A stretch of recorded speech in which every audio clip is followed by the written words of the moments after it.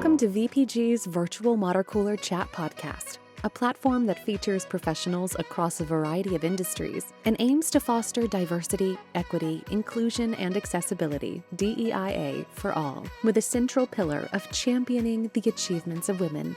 Our conversations explore a wide spectrum of backgrounds, experiences, and perspectives, creating a vibrant mosaic that enriches our collective understanding and strengthens our commitment to diversity and empowerment. Today, we're speaking with Jonathan Stroud, General Counsel at Unified Patents, LLC. In his role at Unified Patents, John manages a growing team of diverse and talented attorneys and oversees a docket of administrative challenges, licensing, and district court work, in addition to trademark, copyright, policy, and corporate matters. John previously worked as a litigator with Finnegan, Henderson, Farabow, Garrett Dunner LLP, and as a patent examiner at the USPTO. He earned his JD with honors from the American University Washington College of Law, his MA in print journalism from the University of Southern California, and his BS in Biomedical Engineering from Tulane University. Let's get started. Hey, Jonathan, thank you so much for coming here. And this is the season 3 first recording for Virtual Water Cooler Chat. And you are the first guest that we are actually doing a live studio. Oh, well, I'm happy to be here. Thanks for having me. We go way back. You have actually done a virtual water cooler chat with Mark Green, but it's in another format. VPG is going to be 5 years, so I thought that I would interview you or chat with you about this 5-year journey, and also thank you for how awesome you have been as a client, as a friend, and as an ally. Well, I appreciate that, and the feeling is very mutual. I think 5 years is a milestone and it's important to celebrate, but it's something that I knew when I met you, you would have been able to achieve, and it's very impressive. And thank you for everything you've given us and everything you've given me, and for your friendship over the years. It's very much appreciated. It's about the team. That's right. Go Michigan, go blue.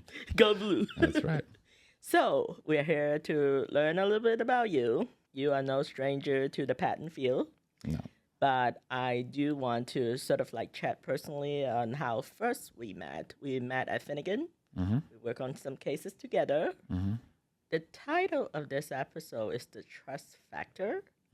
I thought that it really captures how we have developed this trusting relationship.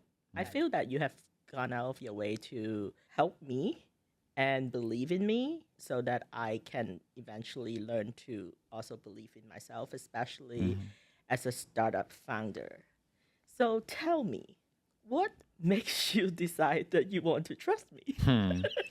Well, you make it easy. I don't think that's any mystery. Anyone that's worked with you knows how competent you are and how easy you are to work with. When I first started at the firm, I think you have all these notions as a kid of what you want to do, and it's basically, I want to work with airplanes, or it's always subject matter. I want to be a rocket scientist or whatever. And what you find out when you get older is that it doesn't really matter what you do. It's a job. You could be Brad Pitt, and every day it would be difficult. You'd be working 14-hour days, and you'd be in the makeup chair for 6 hours or whatever it is.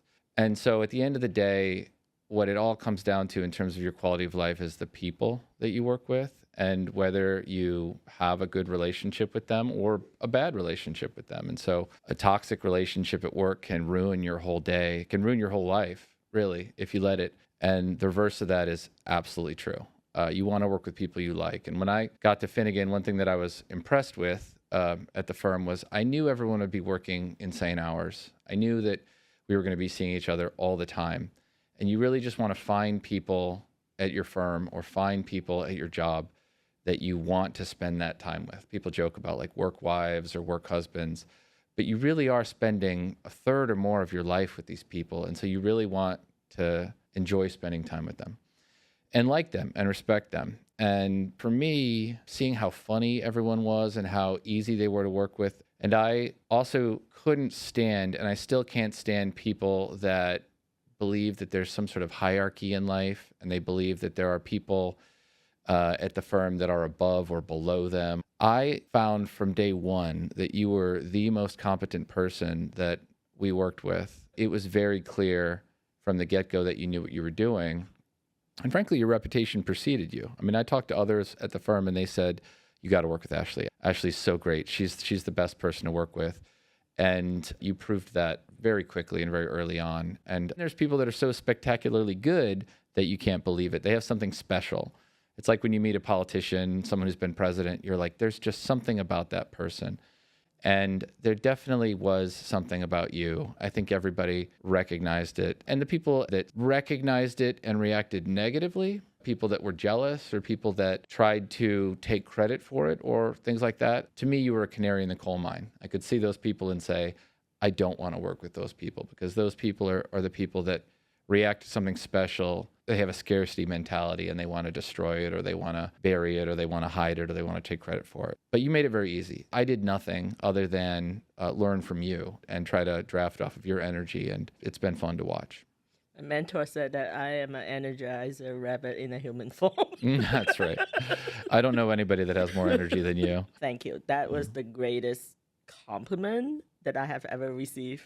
I pay no commission for this compliment. I take no commission for this. So I think the law firm's environment, it kind of sometimes cultivates that hierarchical structure. Mm-hmm. It separates between attorneys, non-attorneys. Mm-hmm. When I first started, I had a coach. He was doing continuing legal education at Tulane University Law Center. Mm-hmm. And when he talked to me, like the first year, I felt really that he was very empathetic and he's really good. Mm-hmm. But he kept talking to me about the divide between attorneys, non-attorney, and how the non-attorneys sometimes are being treated as second-class citizens. Mm-hmm. And it's kind of like music to my ears because, I feel this, but at the same time, at some point decided that I needed to leave that relationship because Mm-hmm. I don't want to give myself the opportunity to just have a pity party for myself. Sure. So that's why I was like, I need to change to a different culture. I still talk to the person. I still respect him a lot, but I think that trusting people are so important, especially when you are in a leadership or a managerial position. The trust comes in differently. Tell us about you. Jonathan, you had a journalism degree Sure. from USC, Mm-hmm. and then you graduated with your JD at AU, Washington College of Law. Mm-hmm. What made you decide you want to go journalism to patent attorney? It's a long story. So my father and my brother and my uncles were all journalists, and a bunch of people in my family are professors and are in the liberal arts. And I rebelled by going to engineering undergrad at Tulane, where my dad went to school and my sister went to school. I was a biomedical engineer. But when I was in college, my dad passed away, and I had this moment where I sort of looked at my life and said, what do I want to do? I love to read, and I'd always done as good at all of that, and communication was important to me. Speaking and being with people was important to me. And I was sort of in the lab working on my thesis in undergrad, and I just saw many years of loneliness ahead of me, and it was something that I didn't think would have made me happy. So I reassessed, and I went back to journalism grad school, had some phenomenal experiences at some newspapers out in California, one in South Africa as part of an exchange program. But while I was in journalism grad school and I was trying to do print journalism, my brother, who was also a journalist, was struggling financially. And I kind of looked at that and said, I want to do something with both. I want to do something with science and I want to do something with communication. I don't know what that is. I didn't know what I wanted to do. I was chasing my dad's shadow in a lot of ways. And so I got out of grad school and I just took a year. I was a bartender for a while and a waiter, and I sold condos for a while, and I applied to I sort of on my own for the first time, and I moved to DC and I had a lot of fun, but I was applying for big kid jobs and I applied all over the place, and I got offers from a handful of places, not many, but a few. One of them was the FDA, which would have been interesting. One of them was the PTO. They had the best benefits, the USPTO, Patent and Trademark Office. Others were sales positions for medical devices, newsletters, things like that. And at the end of the day, I just made a very, I think, adult decision, and I went with the PTO because it was the most steady and stable. It had the best benefits. It was in DC, and I felt like it was finally time for me to sort of step up and eventually sort of put myself on a path to being able to take care of my family at one day. I was there at the office. I was a patent clerk for 5 years. Albert Einstein was a patent clerk, actually, and he was so bored at being a patent clerk that he came up with the theory of relativity as the joke. I was similarly bored. I'm no Albert Einstein, but once you learn the job of a patent examiner for about a year, 2 years, you've kind of seen every type of rejection you can, and it's an interesting starter job, but I needed more, and they had a program where they paid for law school. So I applied for law school, and then the second financial crisis happened, and they changed the program. They yanked the program. So they no longer were going to pay for law school, but I was already in. So I decided to go to night law school. I was a night student for 4 years while I was working full-time at the PTO. And interestingly, night law school and a full-time job, you don't really qualify for as much financial aid. And I was trying to keep costs down. So I had less money in those 4 years while I was working full-time and going to school than I did any other year of my life, before or after. I couldn't take out living expense loans, and I was trying to live on my own, and it was hard, but it was worth it. I got out, and I went to a wonderful firm, as you know, Finnegan Henderson. I was there for about 2 years, and then this job came calling, and I took a leap. Seems like it was a good decision. May of next year will be 10 years, so that's fast approaching like a freight train, and that'll make you feel old. I would like to say that you get wiser, not older. Wiser, not older, yeah. Yeah, it's funny because when I started, I felt like when you're the new kid on the block and you're at the firm and you're young, that's your identity, right? Your identity is that you're like doing all this, you have all this energy, you're super impressive. And then you go into the second phase of your career. If you're successful there, you go into the second phase of your career, which is, all right, I'm here, I made it, now what, right? And you're looking at maybe 20 more years of your career, and there's a 10-year period in the middle where you're sort of on the plateau. Maybe you go higher, maybe you go lower, maybe you stay, but I've talked to other people in this space, and it's an interesting question of sort of how you maintain high quality and how you kind of continue to strive when you spent your whole life chasing brass rings, and you spend your whole life trying to be very goal-oriented, and suddenly you have that goal, and then you just have to execute. It's a strange feeling. What do you think is the major differences between like law firm environment and now that you are in a corporate, from a small startup actually, from chief patent counsel to general counsel? How has that journey been, and what opportunities have that afforded you? Sure. So when I was contemplating leaving the firm, a friend of mine, he took me out to lunch and he said, John, listen, he was a lawyer at a firm. He'd been there for a long time. He's still there, very successful. But he said, listen, when I go to sleep, I lose the firm money. And I had to stop and think about that for a second. But it's a little bit like at the PTO, you have a docket. And if you go on vacation, your docket sort of piles up. If you go on vacation at a firm, you're not billing hours. And no matter how high you get, whether you're a share partner or whether you have some sort of tenure, you are always kind of fighting the clock. You're always trying to be productive. And that mindset is exhausting and also difficult for some people who don't have that kind of get up and go. If I were you, if I had the Ashley gene, maybe I would have done that for 30 years.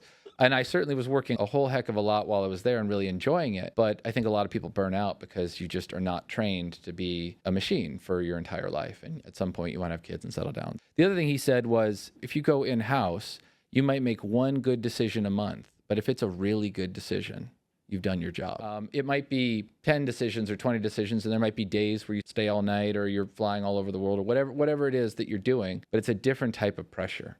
It's a performance pressure and an outcome pressure. It's not a be there every day, rise and grind kind of pressure. And that was far more attractive to me from a lifestyle perspective. It's also my father was not absent, but he worked very hard. He got up early in the morning, left before I was up, and then came home after I was already home from school. Didn't see him as much as I would have liked. And I wanted something different for my kids. I wanted to be there. Maybe I'm there a little bit too much, but I love being with my family, and I don't think that would have been as possible at the firm. But I want to go back to your earlier question about trust. Yes. Because I think this is true not just at a firm. I think this is true in any profession. But what I have found is that most projects, whether you're at a consultancy or your management or whatever, most projects are really two-person projects. You might have teams that have 10 people on them or 15 people on that are doing pieces of the project, but the most effective teams are 2 people.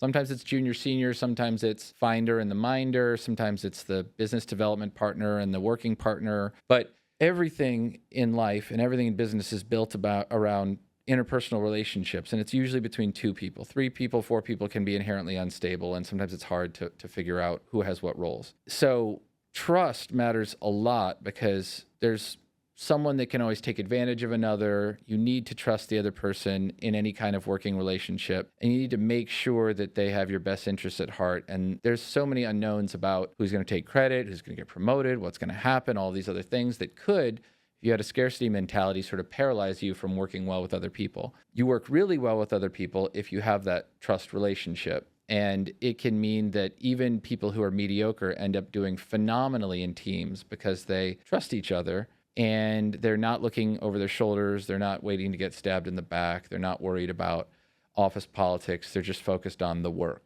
Right. And so I have found in my career that trust is more important than competency. Competency is extremely important, but I think that competency without trust is a killer, and it will kill an organization. You have these toxic high earners that we've talked about. They might be successful for a while, but ultimately everyone else around them in the organization will suffer. And so I find that the interpersonal relationships between 2 people are what sort of drives what's at the core of most business relationships. Do you think that people have to earn their trust with you? With me particularly or in general? Let's go with you first, and then I could talk about why I asked that question. Sure. I think I probably am more trusting than some people. I know some people are suspicious of everyone and they think everyone's out to get them and they have a scarcity mentality. And that, you know, they say it in the Hill that only the paranoid survive, right? Those people can sometimes be very effective.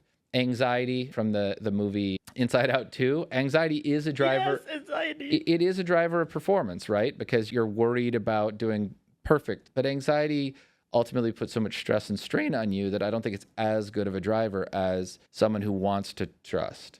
And someone who wants to trust and sort of opens themselves up to that tends to work well with a lot of different people. And then if that trust is betrayed, it's sort of like, okay, one time maybe I can forgive that, but if it happens again, you're sort of dead to me. Or you just know to not trust that person anymore. You sort of learned your lesson. I found this is true from outside counsel into in-house counsel, where you're suddenly having the same issues with an outside counsel over and over again, and they tell you an excuse once and you want to accept it. They tell you an excuse twice and you want to accept it, but eventually you're sort of like, it's an excuse, right? Because you're betraying trust with me. So I think for me, I want to trust people, but if they betray that trust or if they don't perform or if something happens, you could forgive it, sure, but eventually they've lost that trust and they're probably not going to get it back. It's hard to earn it back.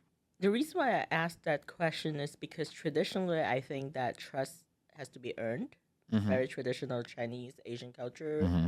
And Cheung will tell you that don't ever trust that person again. You know, Right. She is very high anxiety, don't trust anybody type. Mm-hmm. But she's 78. I mean, she can do that, right? Yeah. But I think organizational psychologists such as Adam Grant or Simon Sinek, they talk about how, as a leader, you have to earn your followers' trust, Yes. not the other way around. Whereas traditionally, I think that people have to demonstrate that you are competent, you can earn my trust to work on my cases. Mm-hmm. I think that's sort of very law firm, very like old school. Yeah. And I tend to be a very trusting person. Mm-hmm. And I've learned that I need to say no more, Mm-hmm. and I need to set better boundaries. If you actually can draw your own boundaries, it's so much easier for other people to actually, don't do that with Jonathan because you won't get a second chance, Right. or a third chance. So you're helping people to kind of navigate how best to work in a better and trusting relationship. I Absolutely. feel that's what it is. Yeah. And I think that with Gen Zers, and we have like so many negative press about Gen Zers saying that, they're fired as soon as they're onboarding. And I think that there's a lot of things that management, leadership has to learn about because eventually they'll take over. Right. What are you going to do? I think 2.5 years ago, I started having more Gen Zer than before, and I can help them. and they can also help me. So it's a win-win. Yeah. A couple of them, they started college during the beginning of COVID. They don't know how to interact with people. Yeah. So in terms of the responsiveness, I could talk until I'm blue in the face, and sometimes it doesn't work. But I want to share something that is really interesting.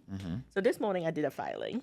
I was out last week at a conference. Great conference, by the way. Great speaking on litigation funding. That was very entertaining. I started having blackout dates. That's my boundary. Because before, I would do anything. Like, I was like, oh, you want to do filing at midnight? I will be there. Because I don't know how to say no. I also don't trust that if I say no, what would be the consequences? So even when I was doing overseas travel, I had to bring my laptop. And at one point, administrator was basically saying to me, you said, well, some of you are very self-important. I'm like, why are you calling me self-important? Would you just tell an associate that they're self-important? They expect it to work, right? So with the Gen Zers, I give people usually 3 times. 3 times you're out, 3 strikes you're out. Yeah. But I would have a talk with them first. So they know why they're out. And those are usually the most difficult conversation because I don't like not being liked. Yeah, no one does really. Yeah. Super people pleaser. It's like, oh, now I have to tell the kids that they are not going to make it here because they didn't do X, Y, Z. And if they choose to grow, I'll give them a chance to grow. Yeah. But if no, I don't feel like doing this. I'm like, okay. You're not really doing them any favors by holding off or being nice or anything like that. Yeah, that's really for you. It's not for them. Yeah, right? Nice and kindness are different things. Right. Nice is for yourself. Kindness is for them. You can fire someone in a kind manner, in a way that they'll respect it. They might not like. No one likes being fired, but if it happens in such a way that you do it with compassion, then it makes a big difference. There's some study that shows that the number one indicator of whether doctors will get sued for malpractice is how high they're rated on bedside manner. It has nothing to do with how competent they are. It's whether people like or trust them. They say, well, Dr. So-and-so, he made a mistake, but he's a good guy, or he does this or whatever. And I think a lot of people discount that. They think that it's all just about raw competency.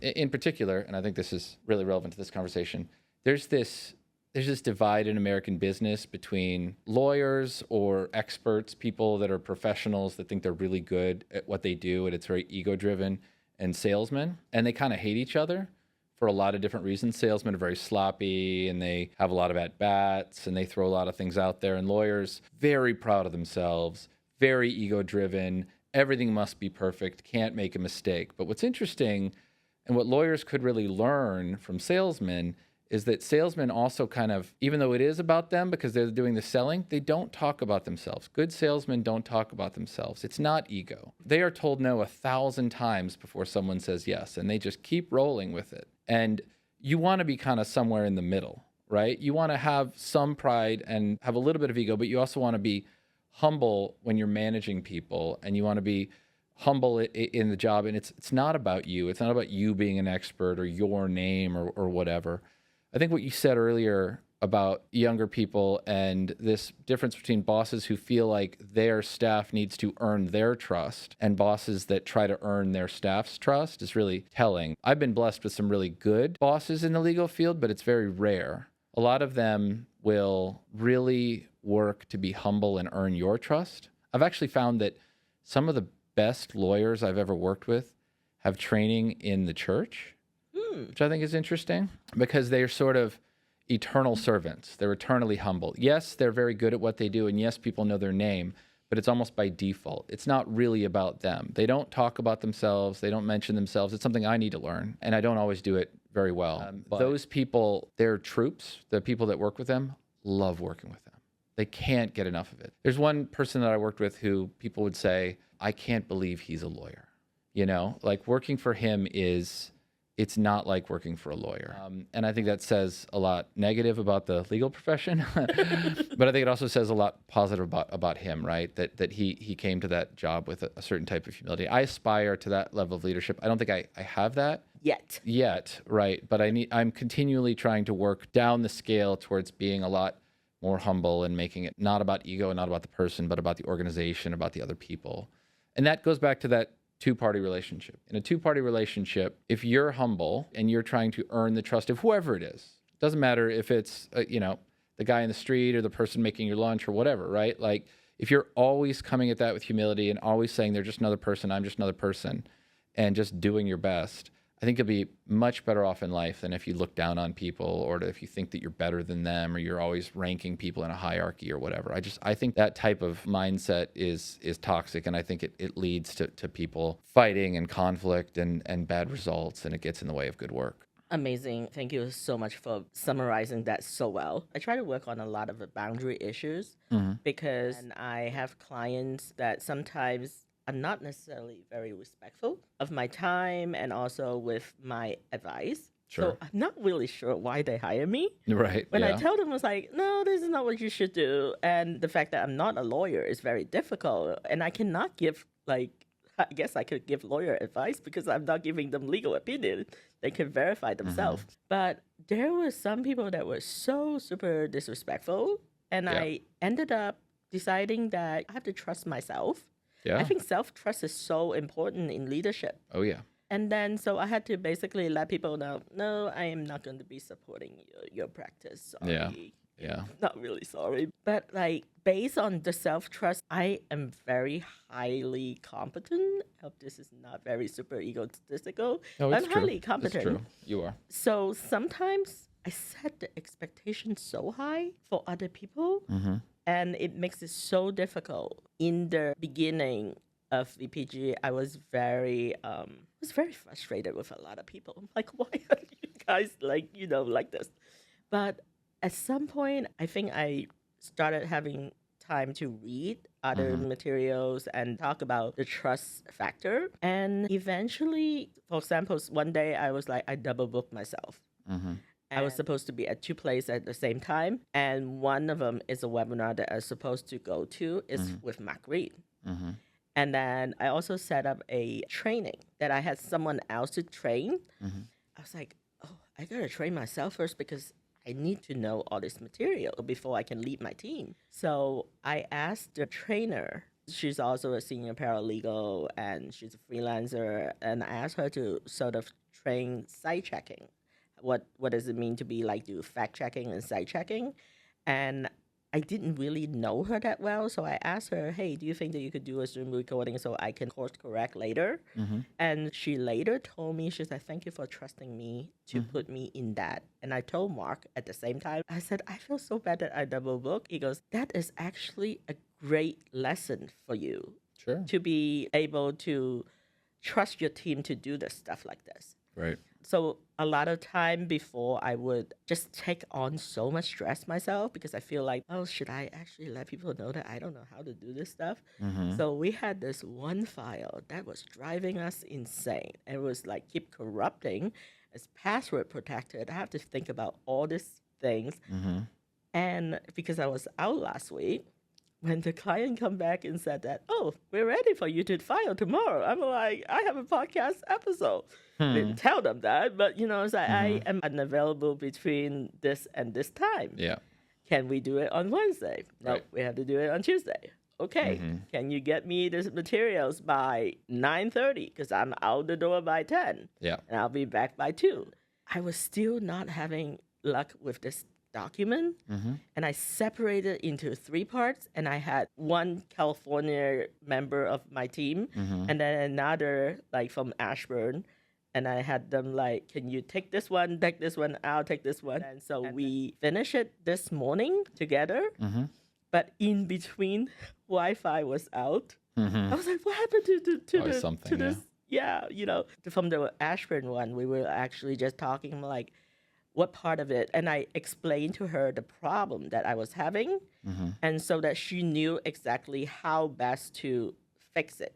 Because if she didn't know what are some of the issues that I was having, I don't know that she would be able to, again, course correct. I think communication is also so important. And I said that you're missing this many pages, you're missing XYZ, but don't worry, you go to bed. I just got up, so I'm going to take over. In the old days, I don't think I would have done that. So I think this is like wiser, Yeah. older wiser, I guess. While you were talking, I remembered a story. One of the reasons why I trusted you so much in this space early, and I think it's probably worth sharing. So, I mean, I was a patent examiner, and I was used to doing everything myself, and I have no one in my family that's a lawyer. I did not expect that I would ever have staff working for me or anything like that. And so the very first night of the AIA, I was still a summer associate, and a partner asked me to file something, and I didn't even know how to ask or contact the paralegals. And I honestly don't think they would have paid any attention to me. And I didn't understand why, at the time, you would reach out to a paralegal to do something you could just do yourself. I still didn't have this lawyer's mindset of my time is worth $500 an hour or whatever, and so I can't be the one doing it. I wanted to go to the PTO, like physically, and search my own cases and things like that, right? Because that's just like, I can do it myself, right? And so the very first night, I stayed up all night, and I did all the filing, I did all the proofing, and it took hours and hours and hours of my time because I didn't know what I was doing. I had to fight with the system to get the things uploaded. I had to divide them into 10 megabytes. Remember how you had to divide them into 10 megabytes because the system was so clunky or whatever? But I figured it all out because you know what? Like, you can figure stuff out if you have enough time and you're motivated enough. And I filed it, and I think I made a couple mistakes that we fixed, and it was fine. And then when I started working as an associate, as a first-year associate, I didn't have this mindset of, staff will just take care of that. They'll just do all the filing. And if they don't do it fast, then, it's on them or whatever. I had this mindset of it was almost impossible for me to figure it out. And it took me like 6 or 7 hours to figure out all of the new, bells and whistles of the new thing. And here is Ashley, who can do it in like half an hour somehow, right? It's amazing what she's doing. She figured out the entire system, and she's doing it 10 times faster than some of the other paralegals and staff at the firm. And everyone realizes that, and people should respect how hard that is, because it was hard for me, right, as an attorney. I think the mindset is so critical. I read somewhere from this guy, he wrote a book called The Diary of a CEO. Mm-hmm. And he basically talked about that you must piss people off Sure. in order to be doing a good job. Sure. Basically, you don't need to have so many people like you. There are people that are indifferent, you will never change them. Sure. The people that do not like you means that you're probably doing something. Yeah. You're being a change agent. Yeah. And I was so uncomfortable, because my culture as well is like harmony. Like, don't piss people off. Yep. Same. Yeah. And so it's like, but you know what? It's okay if you're doing the right thing. Well, you're doing something that is actually important to you, right? Yeah, there's this old chestnut that if you're a company and you're winning 100% of your lawsuits, then you're spending way too much money and you're doing it wrong, right? Because you're not supposed to win 100% of all lawsuits, right? There's going to be things that you're just wrong on, right? Or that are sloppy, and you should be moving faster than that, or you should be more efficient. My dad used to say that in politics, if people aren't angry at you, you're not doing God's work. Because there are going to be vested interests. There are going to be people that are entrenched. There are going to be people that want to do it their own way or whatever. And you should be doing controversial things and pushing the boundaries when you need to, right? Because you're just not going to keep everybody happy all the time. Because you stand for something. Yeah, and that is anathema to firms, because if you're at a firm, especially as you're an associate and you're trying to get voted into the partnership, you don't have to be loved.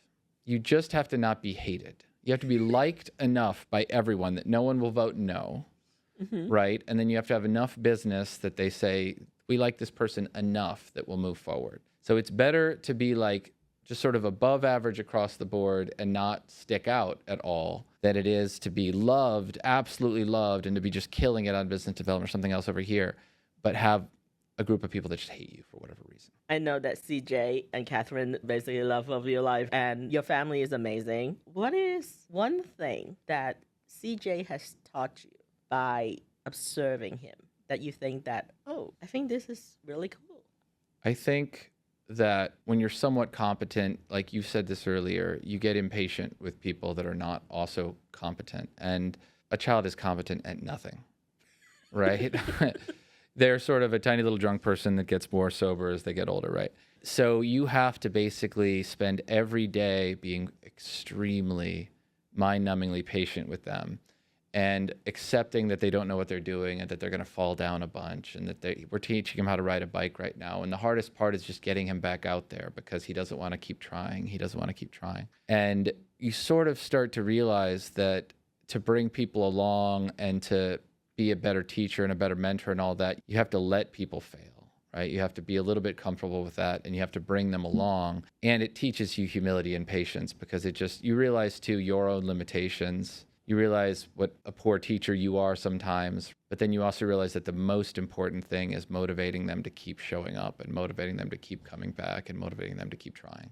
But they still give you unconditional love. No, not I think really? they do for a while, but it is, I think. Shows you how much I know. Well, any parent will tell you that it's conditional on whether they want to do it, or that, there comes a period where they don't want to do anything you say, right? Whether they love you or not, because they just, They're just yeah, they're just kids. They're little balls of emotion. So if anything, it's taught me the importance of listening, the importance of slowing down and of being there. And most importantly, it's taught me a lot of patience.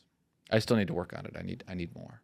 And I don't have a poker face. My face probably betrays how annoyed I am. I don't have a poker face. People all can the read time. it all over what my emotions are. But I don't think that is so bad sometimes. Sometimes it's good, sometimes it's bad. There's times when you want to be empathetic but not truth-telling. Like if you went to someone's play and they were really bad, you wouldn't want to immediately go, "Oh my God, that was horrible."